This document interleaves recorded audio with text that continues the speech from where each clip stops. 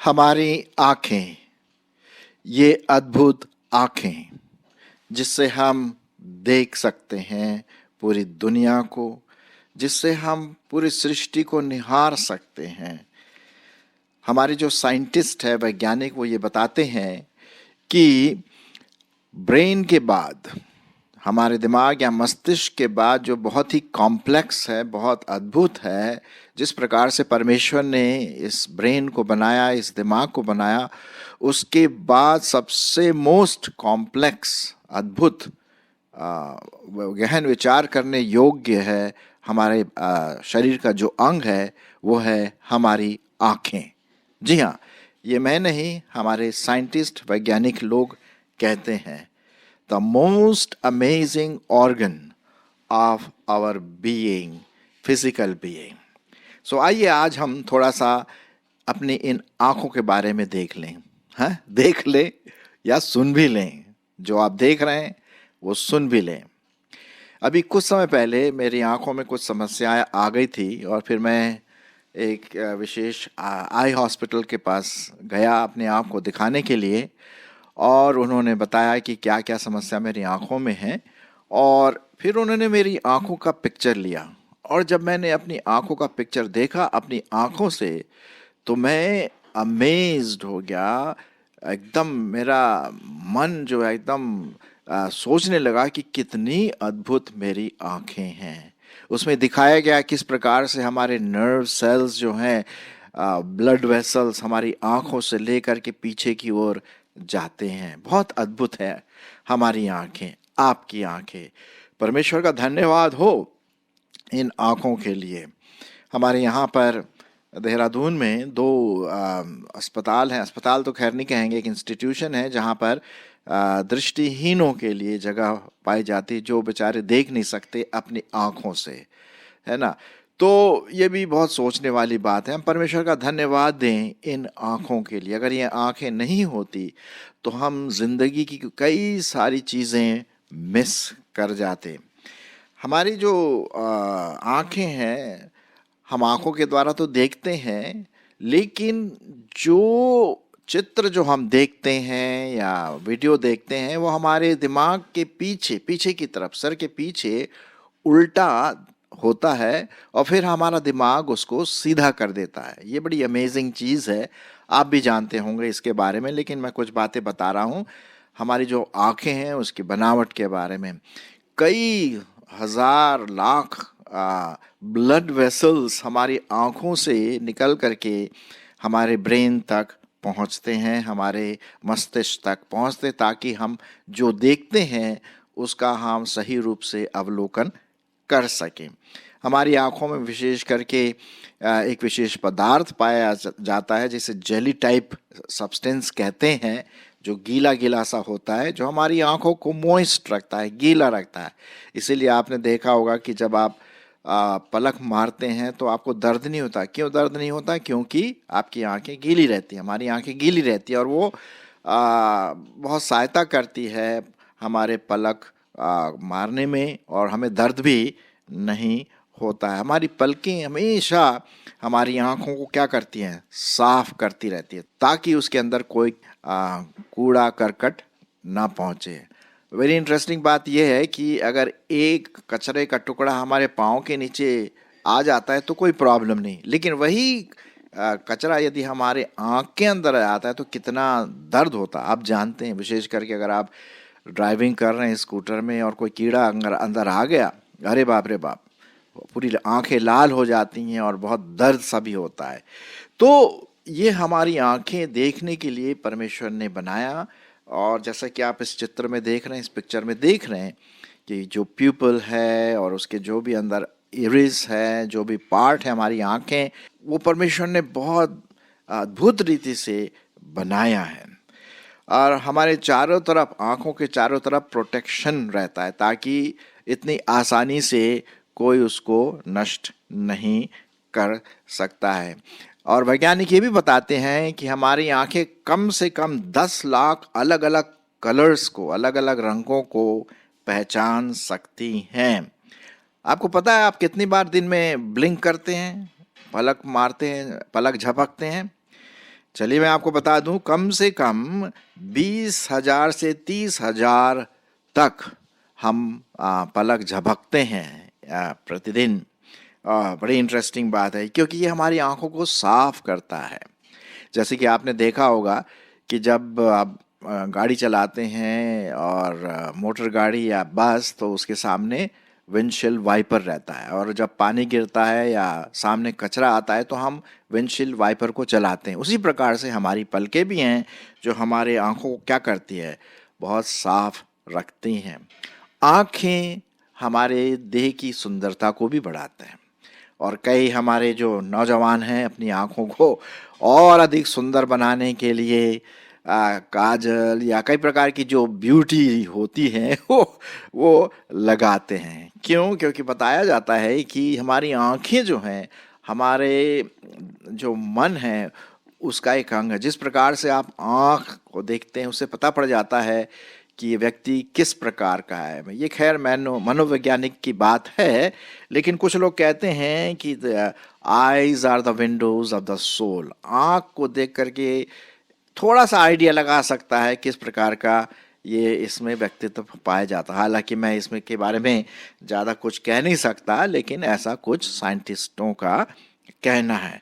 तो हमारी आँखें देखने के लिए बहुत सुंदर चीज़ें जो परमेश्वर ने बनाई हैं, पढ़ने के लिए अपने आप टीवी देखते हैं। मैं अभी मेरे सामने ये रखा हुआ है लैपटॉप में, उसको मैं देख करके आपको सब बातें बता रहा हूँ। अद्भुत आँखें परमेश्वर ने बनाया, परमेश्वर का धन्यवाद हो इन आँखों के लिए जो हमारे पैदा होते ही हमारी आंखें धीरे धीरे खुलने लगती है और हम चारों तरफ देखने लगते हैं, है कि नहीं?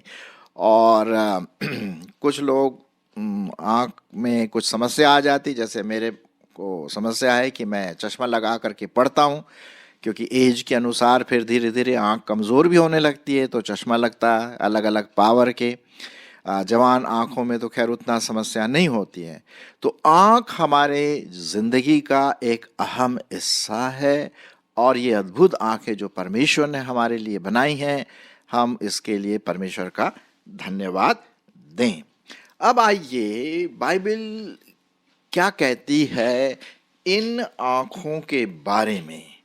ये जो आँखें परमेश्वर ने हमारे लिए बनाए देखने के लिए और उसको एंजॉय करने के लिए, तो इससे हम कई बातें सीखते हैं। लेकिन कभी कभी क्या होता है कि इन आँखों के द्वारा हम पाप में भी गिर जाते हैं। जी हाँ, और हमें होशियार रहना है, मुझे होशियार रहना है, आपको होशियार रहना है कि ये आँखें गलत रीति से इस्तेमाल ना हो। जो परमेश्वर ने अच्छी बातों के लिए बनाया, हम उसको गलत तरीके से इस्तेमाल ना करें। अब चलिए मैं कुछ बातें परमेश्वर के वचन से आपके लिए पढ़ना मांगता हूँ।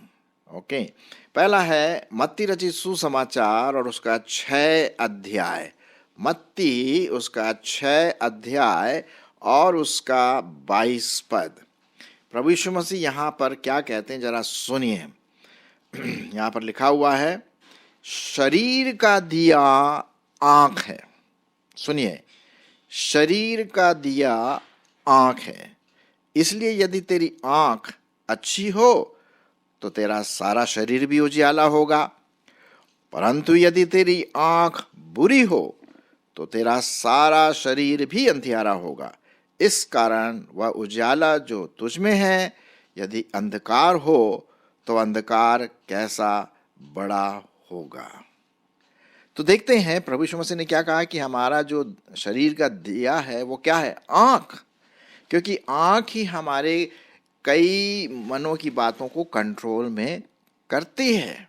सुंदर है, सब कुछ है, हम देखते हैं इससे, लेकिन मानसिक रूप से, आत्मिक रूप से आँख का बुरा इस्तेमाल भी हो सकता है। और इसीलिए लिखा हुआ है, यदि मेरी आँख अच्छी है, सही है, मेरा देखने का नज़रिया ठीक है, तो मेरा पूरा शरीर बिल्कुल ठीक है। लेकिन अगर मैं बुरी निगाह से, बुरी नज़र से मैं चीज़ों को देखता हूँ, व्यक्तित्व को देखता हूँ, देखती हूँ, तो वैसा ही मेरा शरीर भी होगा। तो अगर मेरी आंख अच्छी तो मेरा शरीर अच्छा है, अगर मेरी आंख बुरी है तो मेरा शरीर भी बुरा है। क्योंकि प्रभु परमेश्वर ने क्या कहा कि तुम्हारे शरीर का जो दिया है वो क्या है?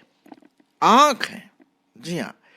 और फिर उसके बाद एक और मैं पद आपके, एक और नहीं कई पद मैं आपके सामने यहाँ पर पढ़ना मांगता हूँ। और वो पाया जाता है मत्ती 5:28। मत्ती उसका 5 अध्याय और 28 पद। चलिए पढ़ देता हूँ क्या लिखा हुआ, ताकि आप भी इसको समझ लें। यहाँ पर इस प्रकार से लिखा हुआ है, तुम सुन चुके हो कि कहा गया था कि व्यभिचार न करना। जी हाँ, 28 पद, परंतु मैं तुमसे यह कहता हूं कि जो कोई किसी स्त्री पर कुदृष्टि डाले वह अपने मन में उससे व्यभिचार कर चुका है।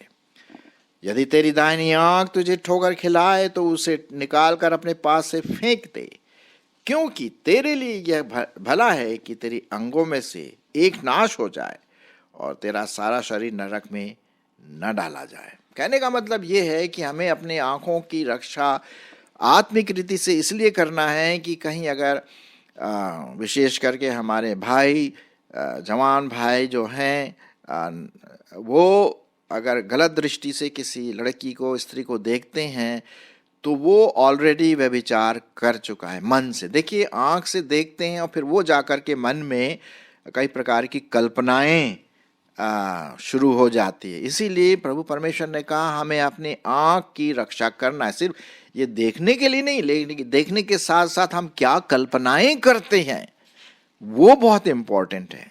ये तो इसीलिए आज मैं आपके सामने आँख के बारे में यहाँ पर बात बता रहा हूँ।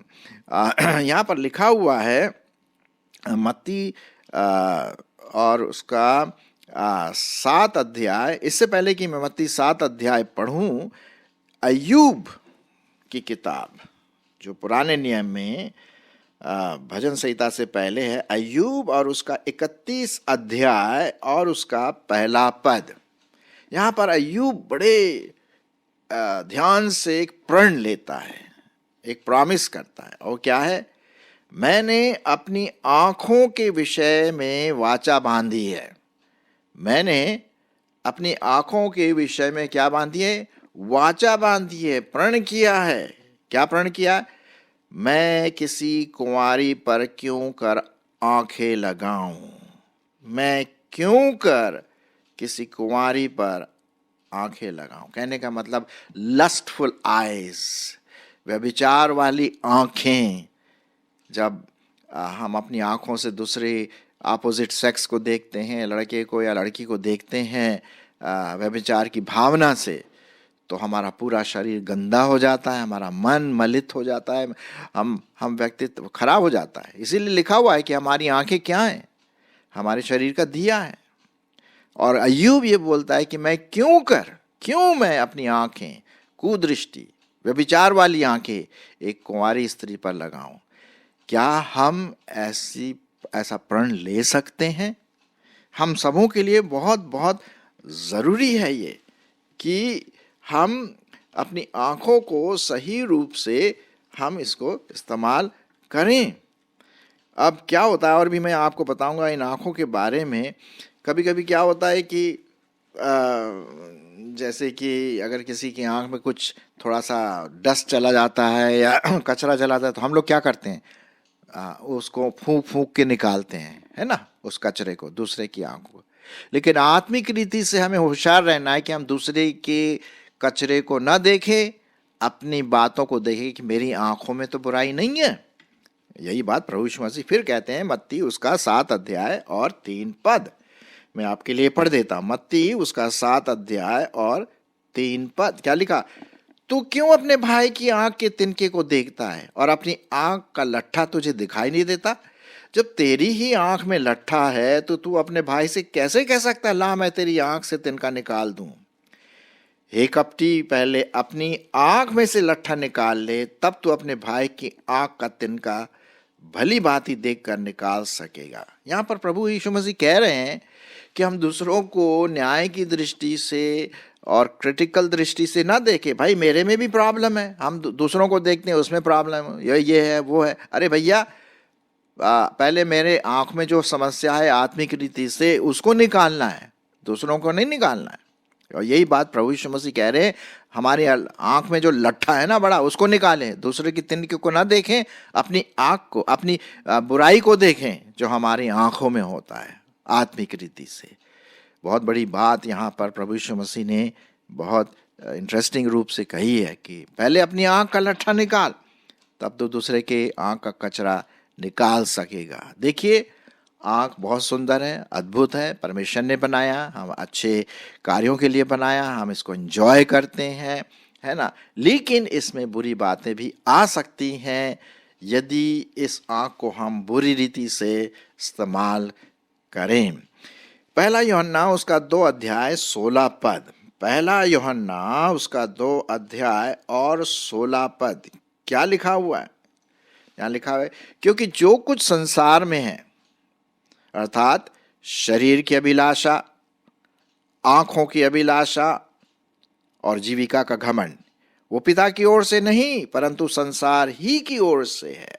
यहाँ पर लिखा हुआ है, हम न तो संसार से न संसार की वस्तुओं से प्रेम रखें, क्योंकि यदि कोई संसार से प्रेम रखता है तो उसमें पिता का प्रेम नहीं है। और उसमें क्या लिखा हुआ है? शरीर की अभिलाषा और आंखों की अभिलाषा। ये आंखें, एक ऐड आता है, शायद टीवी में देखा होगा, ये दिल मांगे मोर, कभी कभी ये हो सकता है ये आंखें मांगे मोर। और कभी कभी हमारे नौजवान भाई बहन क्या देखते हैं? वीडियोस, ऐसे वीडियो जो गंदे हैं, ब्लू मूवीज, यौन संबंधी वीडियोस, पोर्नोग्राफिकल मटेरियल, मोबाइल में, इंटरनेट में, ये आंखों की अभिलाषा है। होशियार रहिए, होशियार रहिए मेरे प्रिय भाई बहनों।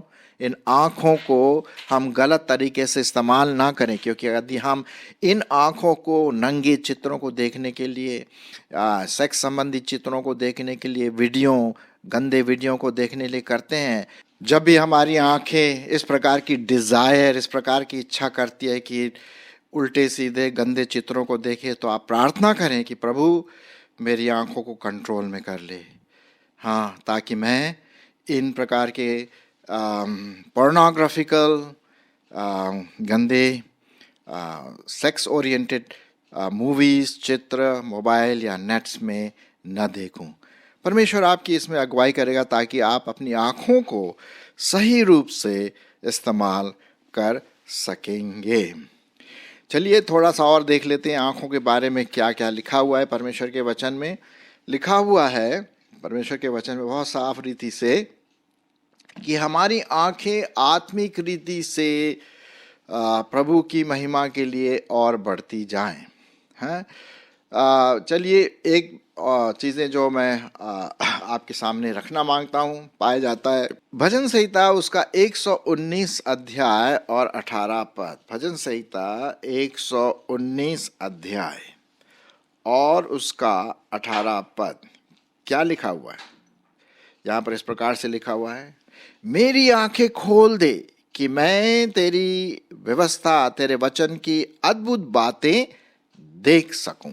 कहने का मतलब ये हम प्रार्थना कर सकते हैं जब हम बाइबल पढ़ने के लिए तैयार हैं, वचन को सुनने के लिए तैयार हैं, तो हम प्रार्थना करें, प्रभु तू मेरी आत्मिक आंखें खोल दे ताकि मैं तेरे वचन की जो बातें हैं उसको मैं सुन सकूं, देख सकूं और उस पर मनन कर सकूं। ये अच्छी बातें हैं। हम अपनी आंखों को आत्मिक रीति से इस प्रकार से और अधिक प्रभु की महिमा के लिए इस्तेमाल कर सकते हैं। इफिसियों उसका पहला अध्याय और 18 पद। इफिसियों उसका पहला अध्याय और 18 पद क्या लिखा? तुम्हारे मन की आंखें ज्योतिर्मय हो। ये पौलुस की एक विशेष प्रार्थना हम सबों के लिए। तुम्हारे मन की आंखें ज्योतिर्मय हो कि तुम जान लो कि हमारे बुलाहट की आशा क्या है और पवित्र लोगों में उसकी विरासत की महिमा का धन कैसा है। तो मन की आंखें क्या हो? प्रज्वलित हो, प्रभु की ज्योति से भरी रहें। ये वो आंखें, जी हाँ, ये सुंदर आंखें जो परमेश्वर ने आपको दिया है, मुझे दिया है, इसको और आत्मिक रीति से हम उसको क्या बनाएं? ज्योतिर्मय, ज्योति से भरा, प्रभु के लिए सुंदरता से भरा ये आंखें हम इस्तेमाल कर सकते हैं। एक और जो हम अपनी आंखों को इस्तेमाल कर सकते हैं प्रभु के लिए, कि हम अपनी आंखों से प्रभु के आने का इंतज़ार करें। अब देखिए आजकल क्या है कि पानी बहुत कम गिर रहा है, ग्लोबल वार्मिंग है, उसकी वजह से पानी बहुत कम गिर रहा है और हम सबों की आंखें आकाश की ओर लगी रहती है, विशेष करके समर में गर्मी के समय, कि भाई बादल आए, शायद आज देखो बादल आ रहा है, शायद आज आ रहा है, और नहीं आ रहा तो ओहो। लेकिन जहां बादल दिखाई देते अरे एक्साइटमेंट आता, भाई पानी गिरेगा, अच्छा है।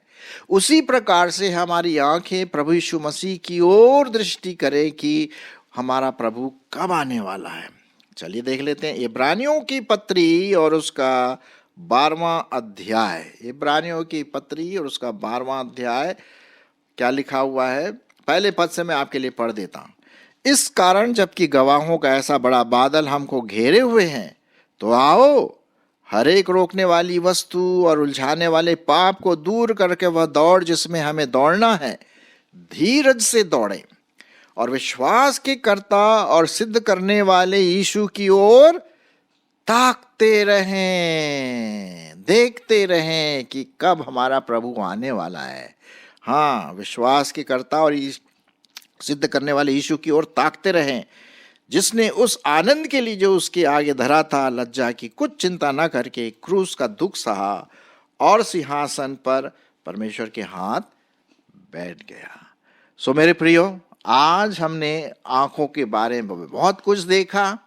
ये अद्भुत आंखें जो परमेश्वर ने बनाया, परमेश्वर का धन्यवाद। और जैसे मैंने आरंभ में कहा कि हमारे ब्रेन के बाद, हमारे दिमाग की सृष्टि के बाद आंखें सबसे भयंकर, अद्भुत और बड़े कलाकारी से परमेश्वर ने ये बनाया। ये ब्रेन का समझ लीजिए कि दूसरा हिस्सा है। हम इसको कैसे इस्तेमाल करते हैं, आइए इसको गलत इस्तेमाल ना करें। ये आंखें अच्छे कामों के लिए हैं, सुंदर आंखें हैं, इसको बनाए रखें, इसका प्रोटेक्शन करें, लेकिन साथ ही साथ आत्मिक रीति से भी हम इसको बचाए रखें, क्योंकि आंख जो है हमारे मन का क्या है, खिड़की है, मन की खिड़की है। इन्हीं आंखों के द्वारा अच्छी चीज़ें भी आती हैं और बुरे विचार, बुरे कल्पना वाली बातें भी आती हैं। तो आइए हम इन आँखों को परमेश्वर की महिमा के लिए, उसके वचन के लिए, उसकी सृष्टि के लिए, उसको दूसरों के लिए हम इस्तेमाल कर सके, ताकि इससे मेरी आत्मिक बढ़ोतरी हो और परमेश्वर को मेरे आँखों से, मेरे जीवन से उसकी महिमा मिले। आमीन।